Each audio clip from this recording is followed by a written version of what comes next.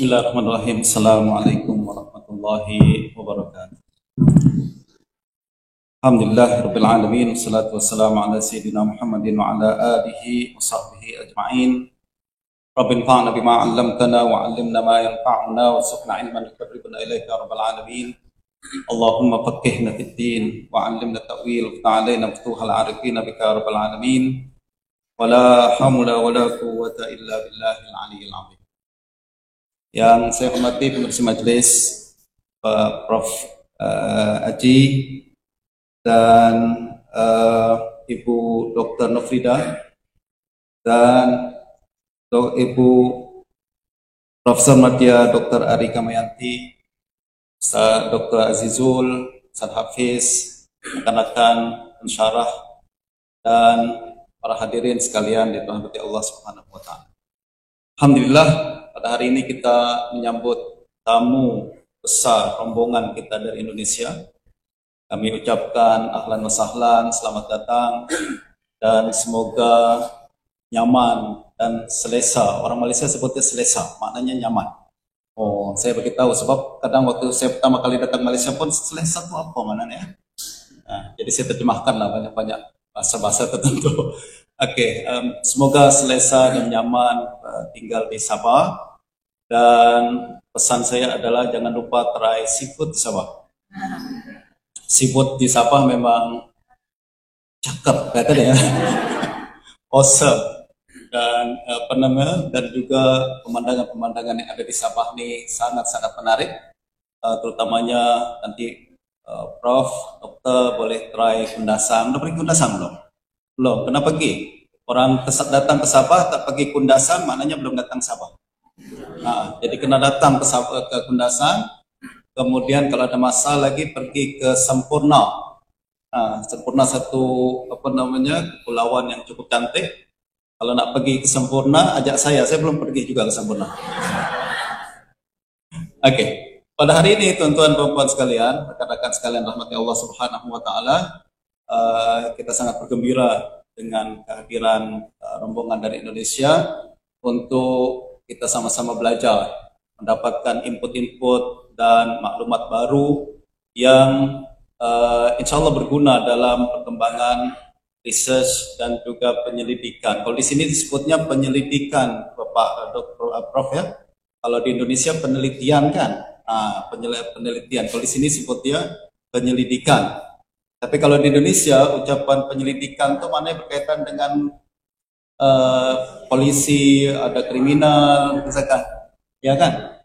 Ya, jadi ada sedikit perbedaan. Jadi kalau kita sebut saya datang ke Indonesia nak buat penyelidikan, ada siapa yang terbunuh ke? Ada orang mati kena tembak ke? Jadi perbedaan antara penelitian dengan penyelidikan. Sebenarnya beda kalimat tapi maksud yang sama. Oke, tadi kita telah mendengarkan dengan khusyuk pembentangan daripada Prof. Aji berkenaan dengan kenusantaraan, dan kita telah berkeliling Nusantara dan juga mengenal berkenaan dengan tokoh besar yang ada di Nusantara dan pengaruh pemikiran mereka.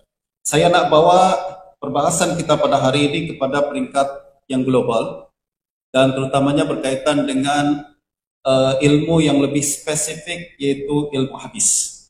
Ya.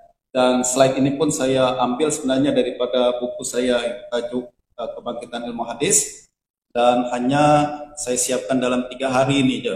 Jadi kalau nanti nampak persembahan saya, slide saya tak secantik Prof. Aji tadi, janganlah heran sedikit lah, ya, sebab perbezaan masa yang luaslah untuk menyiapkan slide ini. Pertama-tama, apa yang saya nak sebutkan sekarang adalah ilmu hadis mengalami sejarah yang cukup panjang. Dia bukan berjalan linear saja, lurus saja, akan tapi dia lebih kepada bentuk inverted U, kata orang kampung saya di Bekasi. Jadi huruf U terbalik macam tu. Jadi mula dari bawah, kemudian naik, kemudian turun semula. Dan pada abad 14, bermula pada abad 15 Masehi, ilmu hadis memasuki satu fasa yang disebut sebagai fasa kejumudan. Kejumudan maknanya stagnan, dan tak ada perkembangan besar dan sumbangan besar dalam ilmu hadis. Tapi menariknya, memasuki abad 20 Hijrah, abad 20 modern pada hari ini, kita menyaksikan kebangkitan semula kajian-kajian yang berkenaan dengan ilmu hadis nih. Bahkan ramai pengkaji yang mengatakan abad 20 adalah permulaan untuk satu kebangkitan dalam kajian ilmu hadis atau Islam atau hadis-hadis. Nah, soalan kita adalah yang hendak saya sampaikan pada hari ini dan kita bincang sama-sama adalah mengapa dan bagaimana kebangkitan ini boleh berlaku. Nah, perbahasan saya akan dibagi menjadi 4 bagian, akan tetapi memandangkan masa yang mungkin tak mencukupi, kita tengok saya rasa poin yang terakhir tuh mungkin tak sempatlah saya bincangkan. Poin yang ketiga dan keempat mungkin saya tak sempat bincangkan. Kita akan fokus kepada sejarah ringkas ilmu hadis, dan kemudian kita akan berbincang mengapa dan bagaimana faktor apa saja yang menyumbang kepada kebangkitan ilmu hadis sehingga kita melihat pada hari ini perbahasan hadis menjadi satu perbahasan yang sangat banyak diperbincangkan. Nah, pertama-tama tuan-tuan, kita kena tengok berkenaan dengan sejarah ilmu hadis. Dia bermula dengan pada abad pertama, kemudian berkembang pada abad kedua, kemudian ketiga, keempat, dan mencapai masa keemasan pada fasa yang ketiga, empat, dan lima. Kalau tuan-tuan boleh nampak. Akan tapi sekali lagi dia memasuki masa kejumudan atau marhalah al-jumud pada selepas abad 9 hingga abad 14 Hijrah atau bersamaan dengan abad 15 Masehi hingga abad 20 Masehi. Dan ini disebutkan oleh ramai pengkaji, antaranya Syekh Dr. Faruk Hamada, kemudian juga Dr. Nurdin Itta, dan ramai lagi pengkaji hadis yang lain. Mereka kebanyakannya mengatakan kejumudan dalam perbahasan ilmu hadis berlaku lepas abad 9 Hijrah hingga abad 14. Itu secara abad Hijrah. Akan tapi bersamaan dengan 15 Masehi hingga 20 Masehi. Jadi kita boleh bayangkan ada 500 tahun dari keilmuan jumud dalam ilmu hadis. Sebenarnya kalau kita nak tengok juga, ini tidak hanya berlaku pada ilmu hadis saja. Ilmu-ilmu yang lain juga umat Islam tengah mengalami kejumudan pada zaman itu. Kenapa? Kalau tuan-tuan perasan, abad ini kan umat Islam kebanyakan berada dalam penjajahan, ya kan? Penjajahan. Hampir semua negara-negara Islam berada dalam jajahan, sama ada Inggris ataupun Perancis, Portugis, Belanda, betul tak? Dan dalam keadaan penjajahan ini, perkembangan ilmu tidak akan berkembang sebagaimana yang sepatutnya. Justru tidak heran apabila pada abad ini kita mengalami kejumudan dalam perbahasan dalam ilmu agama dan terutamanya dalam ilmu hadis yang jadi fokus kita pada hari ini. Nah, pada fasa kejumudan ada tanda-tanda kita boleh mengatakan pada zaman itu ilmu hadis berada dalam kejumudan. Apa tanda dia? Pertama, kitab-kitab hadis dibaca hanya untuk keberkatan dan menolak bala. Jadi ilmu hadis yang dulu canggih, Imam Bukhari bincang berkenaan dengan kesahihan begitu detail dalam kitab. Akan tapi pada masa kejumudan ini, perbahasan ilmu hadis tak banyak macam itu. Tak ada lagi perbincangan berkenaan dengan fulan sifah tak sifah, ada ilah dalam hadis, kemudian apakah hadis ini sahih atau tak sahih. Karena kitab hadis pada zaman itu kebanyakan untuk dibaca untuk berkat saja. Jadi kalau ada nak menolak bala, orang kumpul sama-sama, bagi Sahih Bukhari sama-sama kita baca untuk menolak bala dan sebagainya. Jadi Sahih Bukhari yang dulu satu karya akademik yang sangat tinggi kualitasnya, pada hari itu sekedar kita ambil berkat saja kan. Ini salah satu bentuk kejumudan. Dan berikutnya perhatian berlebih kepada sanad-sanad periwayatan. Jadi fokus dia adalah kita belajar hadis nak dapat sanad dari guru. Sanad daripada guru saja, saya bersambung sanad saya dengan pelan-pelan, dan karena minat kepada sanad terlalu tinggi, kadang sanad tak sahih pun diambil juga. Seperti sanad periwayatan daripada jin, ada kitab tuan-tuan bertajuk Musnad al-Jin. Jadi periwayatan dalam sanad itu semuanya adalah melalui satu perawi yang nama dia adalah dari jin.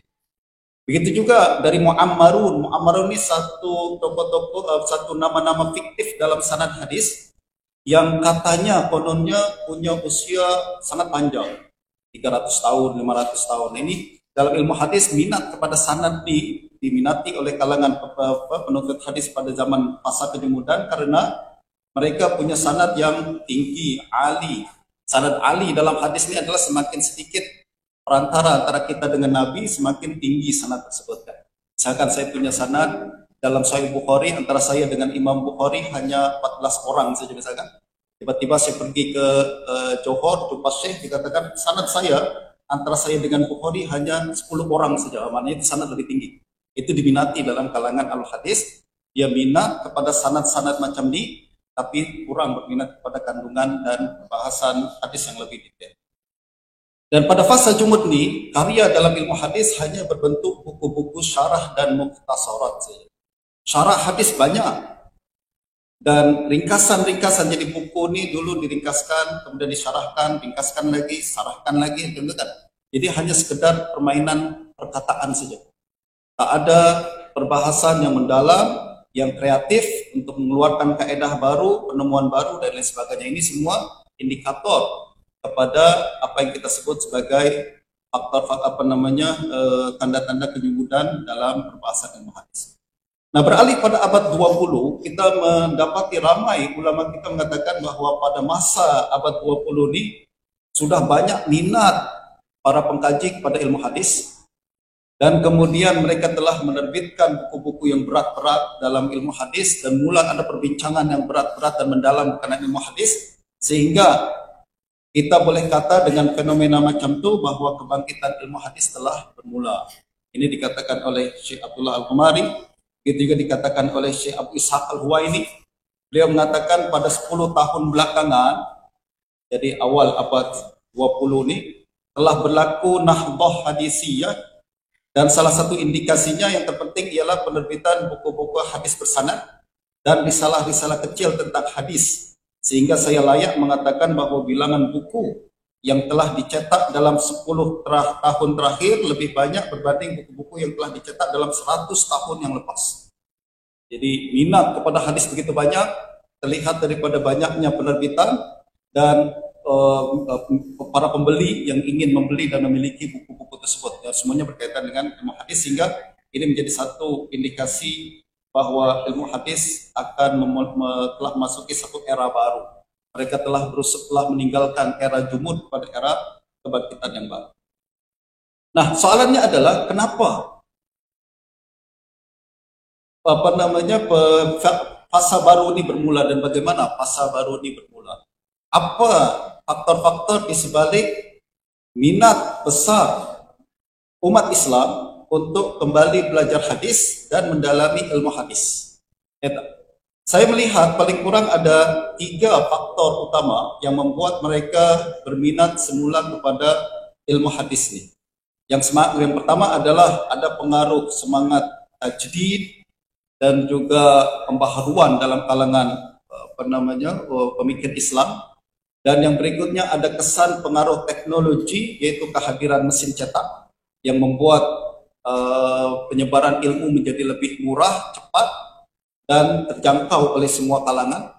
Dan yang terakhir juga adalah cabaran dari luar. Cabaran dalam bahasa Indonesia tantangan, ya. Jadi tantangan dari luar, yaitu dalam bentuk orientalisme. Kita mulakan satu persatu. Nah, salah satu faktor utama kenapa orang minat belajar kepada hadis pada abad 20 adalah karena sudah ada angin perubahan. Jadi selepas umat Islam berada dalam kejumudan 500 tahun, tentulah kita ada masanya untuk terbangun semula, kan. Dan orang-orang yang berusaha untuk membangunkan umat ini kita sebut sebagai pembaharu, mujaddid, atau juga sebagai seorang reformasi. Nah, kalau kita perhatikan pada antara abad 15 tadi, umat Islam berada dalam penyugunan ilmu dan keterbelakangan politik dan ekonomi. Pada masa yang sama, Eropa mengalami kebangkitan dalam berbagai bidang. Nah, sebagian dunia Islam pada waktu itu berada dalam jajahan, dunia Eropa karena kita berada dalam inferior condition, kita berada dalam keadaan yang rendah berbanding orang Eropa, sehingga Eropa datang ke tempat kita, kita tak mampu untuk melawan mereka. Nah, pertempuran antara budaya Barat dan Timur yang disebabkan oleh kolonialisasi ini membuat tokoh-tokoh Islam sedar untuk kepentingan memulakan pembaharuan dalam kehidupan beragama umat Islam. Jadi kalau kita perhatikan pada abad 19, 20 sudah mulai ada pemikir-pemikir baru yang ingin membawa tajdid dan berusaha untuk mengeluarkan umat Islam daripada penjajahan dan merubah mindset umat Islam agar mereka berpikir lebih tinggi daripada sekedar apa yang berlaku pada hari ini. Nah, dalam tajdid, dalam pembaharuan, sunnah menjadi salah satu elemen yang paling penting. Kenapa? Sebab kalau ingin rubah mindset umat Islam, maka kita kena ajak mereka untuk kembali kepada Al-Quran, kembali kepada sunnah. Kemudian pemikiran-pemikiran, hasil produk pemikiran ulama ataupun kalangan terdahulu mesti semak semula dengan kembali kepada Quran dan sunnah. Ya, itu sebabnya sunnah memainkan peranan yang penting. Itu justru perbahasan setiap orang yang terkenal sebagai pembaharu, terkenal sebagai seorang yang ingin membawa reformasi dalam kalangan masyarakat, mereka akan kembali kepada Quran, sunnah, dan sunnah pun mereka akan bincangkan mana sunnah sahih atau tak sahih. Sebab di kalangan apabila pada masa jumud tuh hadis-hadis palsu munkar sangat tersebar. Kenapa? Tak ada yang punya kemahiran untuk membezakan ini hadis sahih tak sahih. Tapi apabila para pembaharu ingin membuat perubahan mindset, perubahan sosiopolitik dan ekonomi, mindset itu kena dimulakan dengan penyucian. Tadi Prophet pun telah sebutkan berkenaan dengan penyucian. Penyucian pemikiran mesti bermula kembali kepada sumber yang murni, yaitu Quran, sunnah yang sahih. Quran, bandingkan antara Quran dan hadis, kita akan nampak kesan hadis lebih banyak. Sebab Quran hanya menyediakan garis besar saja kan. Hadis memberikan kita ajaran secara tafsil dan detail. Justru perhatian jauh kepada hadis berbanding kepada Al-Quran. Itu sebabnya dalam semangat pembaharuan kita akan nampak orang yang ingin membawa pembaharuan, dia akan selalu memberikan perhatian kepada ilmu hadis. Nah, pembaharuan ini tuan-tuan, kalau kita tengok apa yang dibawakan oleh Prof. Azumati Azra dalam jaringan intelektual ulama Nusantara, beliau mengatakan bahwa abad 18, 19 sentral umat Islam semua kembali kepada Makkah dan Madinah sebagai dua bandar metropolitan pada masa itu, ya kan?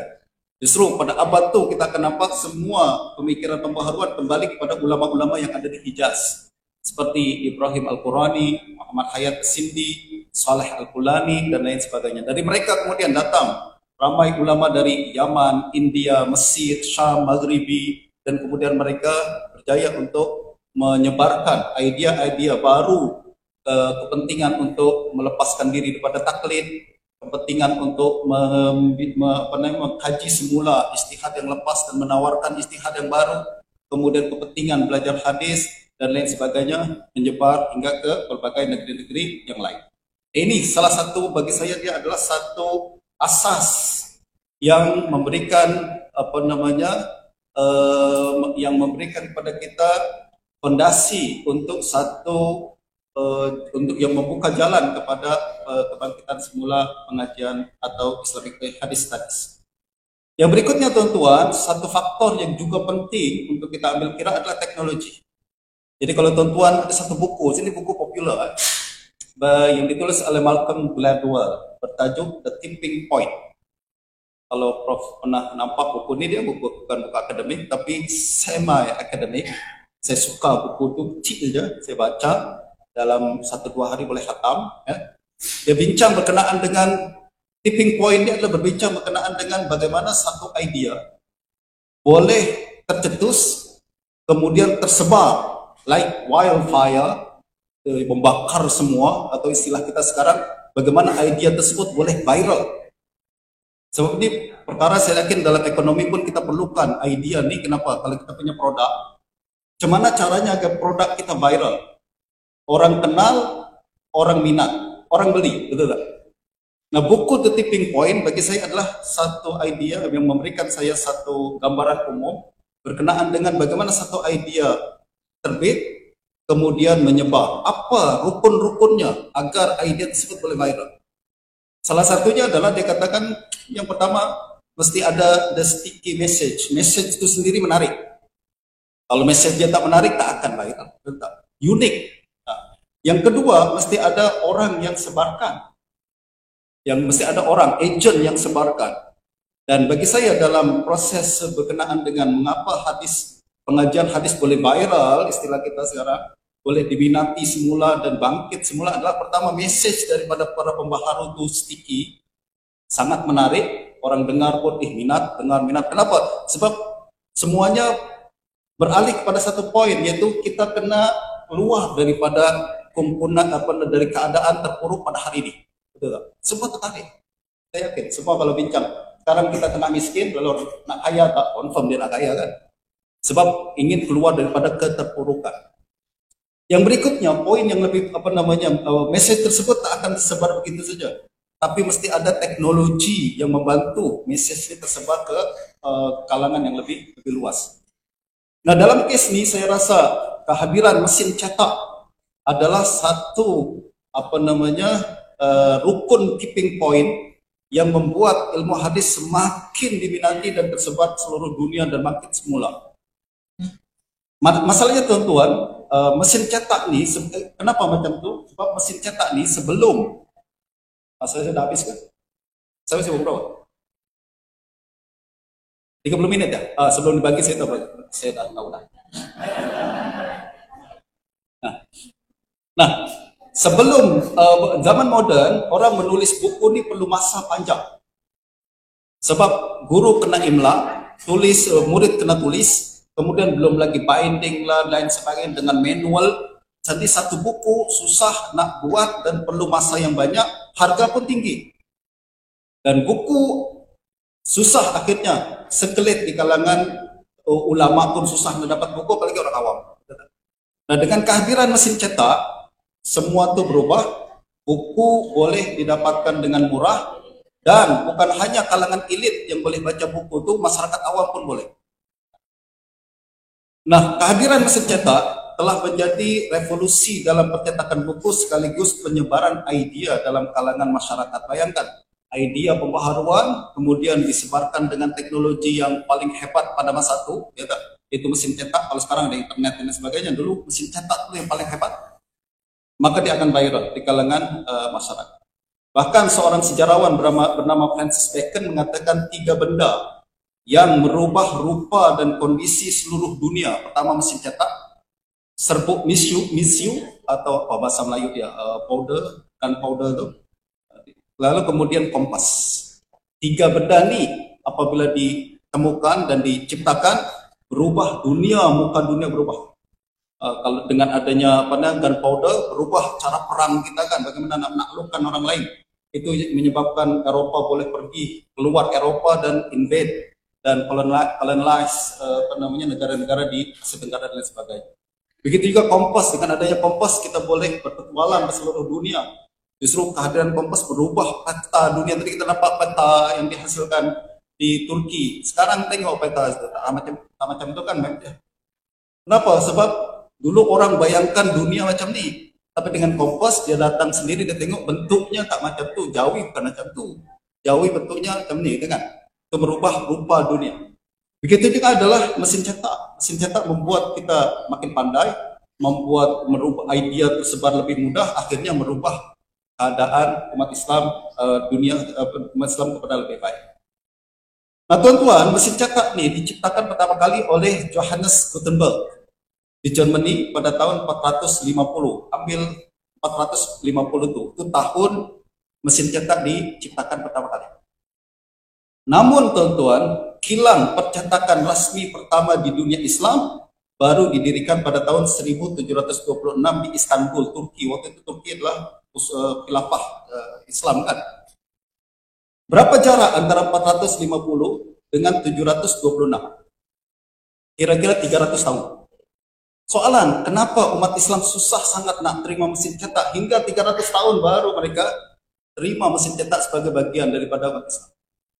Sebab ada negative perception berkenaan dengan mesin. Dan tuan-tuan, pada tahun 176 mesin cetak ini diterima di Turki itu pun kerajaan Turki hanya bolehkan kilang tersebut mencetak buku-buku sekular. Matematik boleh, sosiologi boleh misalkan. Tapi buku agama haram. Ini bayangkan bagaimana cara berpikir kita yang kita sebut sebagai zaman jumud tuh kan, melihat teknologi dengan pandangan negatif sehingga membuat kebangkitan kita tertunda 300 tahun. Ini yang kita kemudian para ulama katakan jangan negatif sangatlah kepada teknologi ini. Teknologi ini tidak ada halal dan haram, tapi siapa yang gunakan actually kan. Nah, ini yang kemudian kita kena ambil perhatian. Nah, menariknya lagi tuan-tuan, apabila mesin cetak masuk ke Mesir pada tahun 18-an, pada tahun abad 19-an, ini yang ulama Mesir yang sangat akomodatif, mereka benarkan mesin cetak mencetak buku-buku agama. Dan dengan israf atau seliaan daripada ulama Azhar. Menunjukkan ulama Azhar waktu itu pikir progresif. Mereka benarkan mesin cetak mencetak buku agama dan editor di kilang-kilang penerbitan ini adalah ulama-ulama Azhar yang hebat. Itu sebabnya kitab-kitab yang diterbitkan di Bulak pada masa itu adalah kitab yang kualitas tinggi, jarang ada kesilapan, jarang ada yang gugur dan lain sebagainya. Kan? Nah, kemudian berkembang teman-teman di percetakan ini kepada berbagai percetakan dari India, kemudian di Mesir, kemudian juga terakhir sekarang ini pusat percetakan Timur Tengah ada di Beirut, ya kan? Itu semua adalah kelanjutan daripada penerimaan mesin cetak di kalangan umat Islam. Tentuan ada satu artikel bertajuk Technology and Religious Change, Islam and the Impact of Print. Ini buku yang cukup menarik, artikel cukup menarik berbincang berkenaan dengan impak mesin cetak dalam perubahan di kalangan sosio-religious umat Islam. Nah, ini yang saya ambil, kemudian ini pun salah satu perkara penting yang menyebabkan perubahan dalam minat umat Islam pada ilmu hadis. Dan yang ketiga, kenapa minat berkembang juga adalah karena cabaran Orientalism. Orientalism adalah kajian tentang budaya timur yang dilakukan oleh orang barat. Pada abad modern, Orientalism muncul seiringan dengan hajat kolonialisme. Jadi asalnya minat untuk belajar perkara-perkara timur, tapi berikutnya Orientalism menjadi alat kolonialisme untuk paham bangsa-bangsa yang dijajah, bagaimana mereka boleh kekalkan penjajahan itu. Itu sebabnya Orientalism selari dengan kolonialisme.